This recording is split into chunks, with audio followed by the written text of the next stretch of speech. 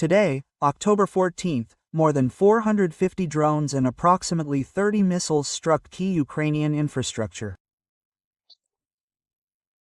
The attacks were targeted, and their consequences were devastating.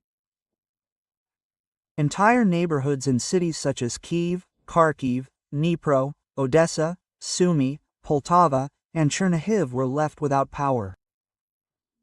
The left bank of the capital was completely without power and water. We're talking about almost half the entire city. Against this backdrop, a true transport collapse ensued. Some metro lines stopped operating. Traffic jams stretched for kilometers, and residents searched for their way home or to work in near total darkness. This is no longer a one-time incident. It seems sudden power outages are becoming a harsh reality, to which Ukrainians are simply being asked to adapt. Yes, you heard that correctly. The official response to these events was limited to advising people to charge their devices and stock up on water. However, this is not a temporary outage. Numerous combined heat and power plants, hydroelectric power stations, and gas pipelines have sustained serious damage, and their restoration could take months. Moreover, the winter of 2025-2026 is already threatening to be the harshest since the conflict began. This is certainly true in terms of electricity supplies. The situation in a number of cities, particularly Kryvyi Rih, Zaporizhia, and Kremenchuk, remains critical. Not only the power grids, but also long sections of gas pipelines have been damaged. As a result, hundreds of thousands of people are left without power, heat, and water, which, naturally, has immediately impacted everything from everyday life to transportation and cargo delivery. Even trains have begun to experience widespread delays. And pipelines are being blocked, as, for example, near Dniprogas. And now the moment is coming when the authorities are finally beginning to voice what they previously preferred to keep silent about.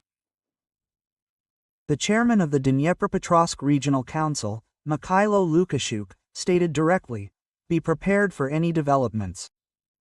This is no longer an attempt to mitigate the situation, but a frank warning. The situation could reach the point where there will be no electricity, water, or heating at all, and not just for a few hours, but for a long time. Now, pay attention. If the situation does not change, then closer to December, Ukraine risks facing a complete energy collapse. Difficulties with energy generation are one problem. But when logistics chains and major transport hubs collapse in parallel, completely different processes are triggered. People may begin to leave their homes en masse simply to survive the winter in more bearable conditions.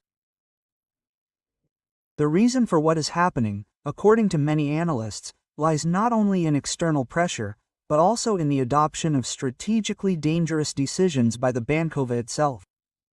As is well known, whoever first escalated the confrontation bears responsibility for it. Until recently, the Ukrainian authorities tried to maintain a tough stance in their statements, demonstrating inflexibility and force. But as a result, it seems they've crossed the line and are now trying to literally slow down the process. Amid all this, sensational news has emerged. Ukrainian Foreign Ministry spokesman Georgy Tyky suddenly spoke of a ceasefire, not in the distant future, but immediately, without waiting for the Winter Olympics, without any additional conditions. This, to put it mildly, looks like a complete 180 degrees U-turn. After all, until recently, all peace initiatives came exclusively from the Russian side, and even those were primarily humanitarian in nature, for example, for religious holidays or for the evacuation of civilians. Now the picture is changing. Kyiv, apparently, has realized that the front is beginning to collapse in several areas at once. Military sources report at least 5 or 6 sectors where the Ukrainian armed forces are struggling to hold the line. Soldiers are being urgently redeployed from one sector to another, but their forces are depleted, and morale is in serious question. All this against the backdrop of missile strikes. The disruption of arms supplies and power shortages creates the feeling that the situation is spiraling out of control. Meanwhile, Ukrainian cities are plunging into darkness one after another. Just imagine, according to sources, over 1 million homes across the country are already without power. And these aren't just some remote towns. We're talking about central districts, including Kyiv itself. Streets are without lighting, homes without heating. The water supply is disrupted, and winter is almost here. Against this backdrop, it's easy to understand why they've suddenly remembered the 2026 Olympics and started talking about a ceasefire. Formally, the reason seems noble. They say the Olympic Games should be held without military action, but in reality, it looks like a desperate attempt to find a respite, and immediately. There have even been words about being ready for a ceasefire right now. Apparently, the situation is truly so critical that waiting until February is no longer an option. It's worth noting that Kyiv hasn't made such proposals before. All the rhetoric, it was built on a defensive posture and attempts at an offensive, but everything changed. Problems at the front and the devastated energy sector forced the Ukrainian authorities to reconsider their strategy. Loud statements gave way to silence and understanding. There are no more resources for pressure. To give you an idea of the scale, even with the most conservative estimates, Ukraine will be forced to spend almost €2 billion on gas purchases by winter. And all because the attacks on the Poltava and Kharkiv regions deprived the country of more than 60% of its own production capacity. Think about it. More than half of its own gas production simply disappeared, and with infrastructure continuing to deteriorate, this is only the beginning of the problems. And, of course, it's worth remembering why this entire wave of attacks began. Many recall Kyiv's recent order to attack the Belgorod region. The response was immediate. After that, a series of powerful strikes on Ukrainian energy facilities began. As a result, large-scale power outages, metro shutdowns, and frozen utilities. People on social media are writing about stocking up on water in buckets and charging power banks on the streets simply because nothing works at home. Meanwhile, equally interesting developments are taking place at the diplomatic level. While the Ukrainian side is quietly proposing a ceasefire, Russia is busy with its own affairs. For example, Vladimir Putin, speaking at a major press conference in Dushanbe, outlined how Russia would respond to the possible supply of Tomahawk missiles to Ukraine. According to him, the country's air defense system is already being strengthened, and the military is prepared for new challenges. And then came an unexpected turn. The president stated that Russia has new weapons on the way, the exact nature of which is still classified. But judging by the way it was announced, it's something truly serious. Especially considering that in recent years, Russia has been actively developing advanced technologies, from hypersonic weapons to electronic warfare systems. Many experts are confident that this could come as an unpleasant surprise to anyone who has been banking on Russia's exhaustion. In fact, this topic has long been discussed in the West. A recent publication by the authoritative journal Foreign Affairs states, Russia has managed to restructure its army and establish a system for adapting to a protracted conflict. And not just adapt, but begin a systematic modernization. Technology, training, reorganization of command structures. All this, according to the authors of the article, testifies to a long-term strategy. Particularly emphasized is the increased independence of junior officers, the active introduction of drones, and the increased effectiveness of artillery and armored vehicles. Something else is interesting. Russia is now not only developing its own armed forces, but also transferring experience to other countries. First of all, we are talking about China, India, and the DPRK. It turns out that the accumulated developments are not just an internal reform, but something much more. This is already the export of a military model, which, as Western analysts believe, can change the global balance of power. In short, while Ukraine is asking for a respite, Russia is acting for the future, improving technology, establishing training, strengthening industry. And this is precisely where the fundamental difference in approaches lies. One party to the conflict is struggling to hold out until spring, while the other is building infrastructure for future confrontations. Meanwhile, events in the Zaporizhia region are adding to the tension. The issue of the Dnipro's dam, the largest hydroelectric power station in Kiev-controlled territory, has resurfaced. Ivan Fedorov, the head of the Ukrainian Regional Administration, confirmed that traffic under the dam has been stopped. The cause? A series of explosions that occurred the day before. This suggests more than just a breakdown or scheduled maintenance. It's something far more serious. Military analysts immediately began to speculate about possible sabotage. Retired Lieutenant Colonel Ole Shalandin suggested that the Ukrainian side could very well be preparing to blow up the facility, similar to the Kakhovka hydroelectric power station, which, as we recall, was blown up last year. The consequences were catastrophic. Dozens of settlements were flooded, mass evacuations ensued, and environmental damage ensued. And all of this, apparently, was done to redeploy troops to another direction. So, these concerns are not unfounded. Another interesting circumstance is also worth noting. Shalandin noted, perhaps, in this way, Kiev is preparing to surrender Zaporizhia. That is, not just retreat, but retreat noisily, leaving destruction and chaos in their wake. Quote, this, in his opinion, is quite clearly the signature of the Ukrainian command in recent months. There are, of course, many options. Perhaps, indeed, just repairs.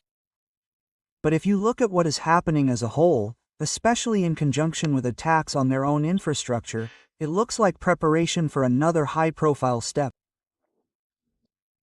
Meanwhile, problems with the power supply are growing throughout Ukraine. Emergency outages have already affected almost all regions. People, both in the rear and closer to the front line, complain of constant interruptions. In some places there is no water, in others no electricity, in some both resources are cut off simultaneously. It is especially difficult in the eastern regions, Kharkiv, Poltava, Dnipro, Kremenchuk. There, the strikes have caused serious damage to gas networks and combined heat and power plants. And this means that the issue is not only about lighting, heating, hot water, the operation of hospitals, transport are under threat. Kiev is only shrugging its shoulders for now. They advise how always charge your gadgets, stock up on water, and be prepared for anything.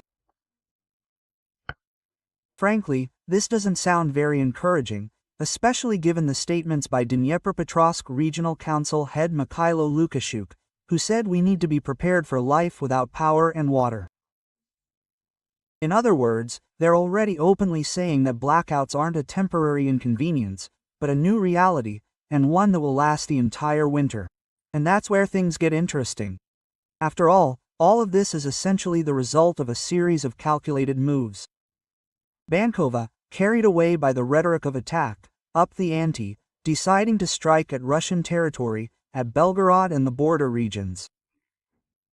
By doing so, they essentially gave the green light for a symmetrical response. And when it followed, it turned out that the system wasn't ready, the air defense couldn't cope, the power system was worn out. Logistics was collapsing. Amid this chaos, Turkey suddenly entered the picture. And not as an observer or mediator, but in a practical sense. The Turkish military is conducting air and naval operations in the Black Sea, searching for drifting mines. These mines, incidentally, according to their own data, pose a direct threat to shipping and harm Turkish trade. At the same time, Ankara has entered into direct dialogue with Kiev, asking uncomfortable questions about what is happening. It must be understood that Turkey is not just a regional neighbor. It has always acted prudently, multivectorally, and flexibly. At one time, they supplied Bayraktar missiles to Ukraine, did business with Russia, and ignored sanctions. And now they are trying to once again position themselves as the main negotiating platform. They are seeking their own advantage everywhere, in the conflict and in the world. Moreover, against the backdrop of what is happening, the Islamic State is not standing aside. The topic of transferring Tomahawk missiles to Ukraine has again surfaced in the public sphere. And although, as experts note, such deliveries are unlikely to be large-scale or particularly effective, they still carry more weight. Political rather than military. Therefore, Putin's reaction, as usual, was swift and loud. He not only confirmed the strengthening of air defenses, but also promised new Russian weapons that no one knows about yet. This statement was a real bombshell, because no matter how one feels about Russia, when they talk about new developments, it's not just empty words. Just remember the daggers, the Sarmatians, the hypersonic pods. All of this was initially perceived as fantasy, but then turned out to be harsh reality. So now the West seems to be trying to guess what exactly is being prepared and whether it will be something capable of tipping the balance again. Meanwhile, the West is not just watching, but is already beginning to reconsider its own tactics. The same foreign affairs materials make a straightforward point. Ukraine and its allies can no longer afford to stand still. They must not simply transfer weapons. They must learn from the enemy, develop their technologies, reform the army, otherwise there will be no chance of parity in the long term. And, by the way, the diplomatic and military tug of war continues. While everyone is discussing while infrastructure strikes and the energy crisis are underway, equally important developments are happening globally. Russian President Vladimir Putin held a major press conference following his visit to Tajikistan. It was ostensibly a routine working visit, but in the context of the central military district and overall geopolitics, it plays a significant role. Defense Minister Andrei Belousov also visited before this trip. He inspected the status of Russian military installations in the region and, apparently, was satisfied. But this isn't just about military bases. The point is that this is a reaction to a possible American return to Afghanistan. Donald Trump, as a reminder, has repeatedly criticized Biden's decision to withdraw troops from there. And now, according to some reports, the United States is attempting to regain control of the Bagram base. And here, it's crucial for Russia to have support in Tajikistan, with its proximity to Afghanistan. In his speech, Putin confirmed that Russian border guards continue to patrol the Tajik-Afghan border and added, "Everything must be secure." It seems briefly, but that's the gist of it. Russia clearly has no intention of allowing anyone to settle at its southern gates again, especially in such a hot spot. Putin also touched on another sensitive topic: labor migration in Russia. According to him, over 1 million Tajik citizens live and work there. This includes construction, housing and utilities, and transportation. The figure seems clear, and everyone is already accustomed to it, but the president emphasized it. Migrants must abide by the law, not bring radicalism with them, and not negatively impact society. In other words, Russia is interested in labor, but within strict limits. Against this backdrop, another important detail emerges: the cultural and linguistic issue. Putin explicitly stated that preserving the Russian language is a priority in Tajikistan. It is enshrined in local legislation, and this helps strengthen ties between the countries.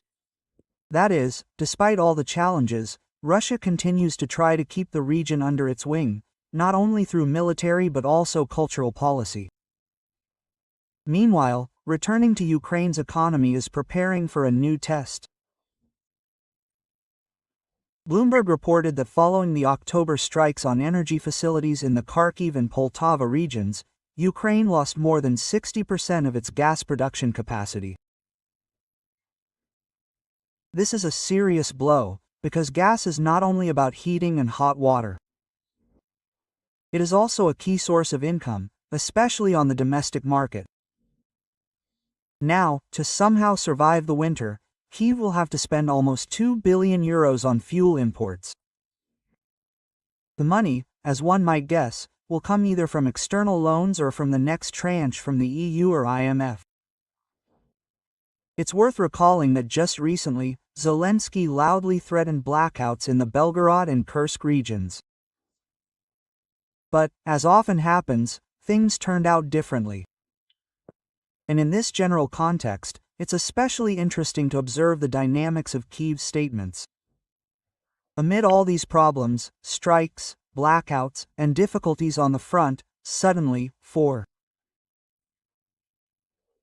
the first time in for a long time. While previously all ceasefire initiatives came exclusively from Moscow and were based on humanitarian concerns, now it's the Ukrainian Foreign Ministry that started talking about a ceasefire. The pretext is the 2026 Olympic Games. They say that since it's such an international holiday, it would be a good idea to suspend hostilities. But the key is not even the date, but the tone of the statements.